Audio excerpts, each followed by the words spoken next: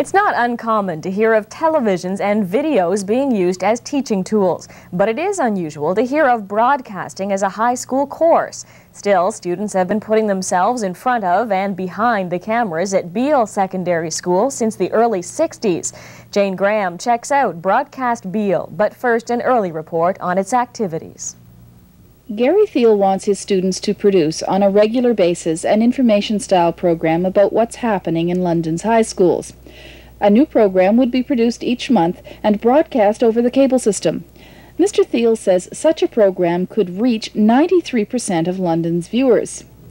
All he needs is about $30,000 to update his equipment. School board trustees will discuss the idea next month.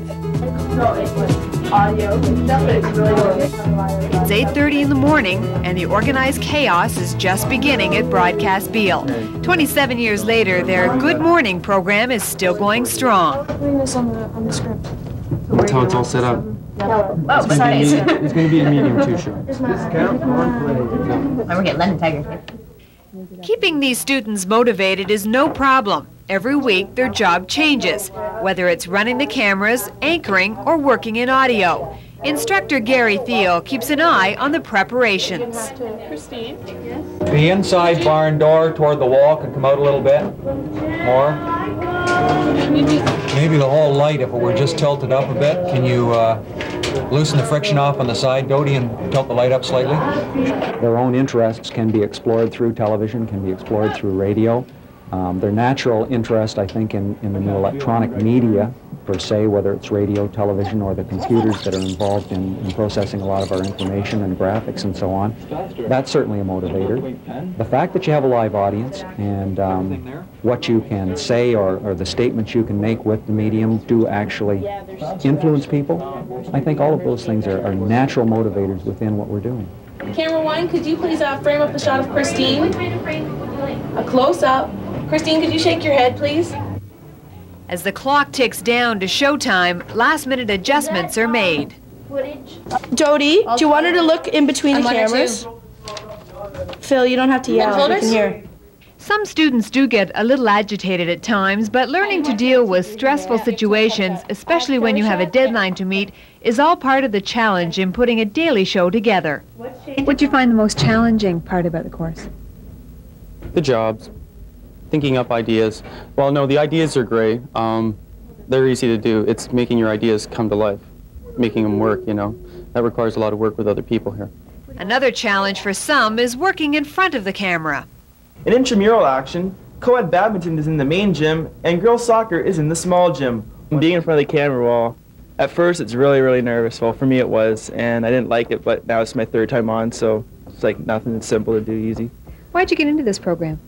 I've always been interested in music, and like when I was little I used to make my own little radio station with 2 cassette recorders, and I saw this course and I thought I'd be interested to get into it, so I just went for it. Mark, you're going to need another level from Christine. She moved her mic. Can we get a level from Christine? She moved her mic. We can just get a voice check. Okay? Stand by with your card. Stand by in the date line, please. Yep. And go. Date line. And ready to wipe it out? Take it out, Don. Ready on the wipe, stand by on the floor.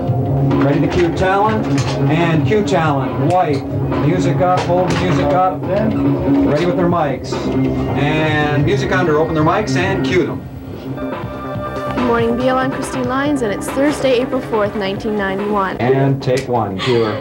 Watch your framing one. Congratulations to the choir. Ready, VTR? Roll. 10, 9, 8, 7, 6, 5, 4, 3, and ready to dissolve. 1. With all the cuts that are being made in the television industry these days, are you concerned that these students will graduate, even if they go on to post-secondary education in this field, and they won't have a job? Well, one of the interesting things I think we're dealing with here is that, and we're titled Broadcast Beal at this point in time, but I don't think the future is restricted to the broadcast industry. If you look right in town here, everything from Canada Trust to London Life to 3M, they all produce programs. They have studio facilities within their operations and electronic news gathering equipment.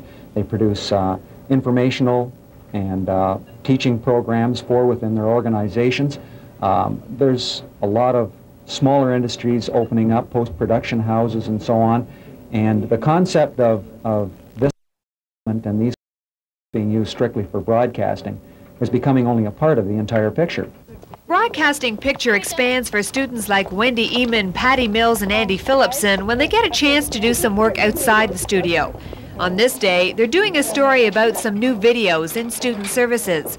Even though each student may have a good idea of what they want to do in this field, that can easily change by having the opportunity to run the camera, produce a segment, or do some reporting. Most of the students will go on to get a post-secondary education after they complete this course, but Beal has given them insight into the many options available in broadcasting. For many students like Andy Phillipson, her mind is made up. A career in this field is definitely in her future plans. I plan on going to university after I graduate from high school and taking journalism. So I hope to one day be an anchor person if all goes well. So you like in front of the camera best then, do you? Yeah, that's what I like the best.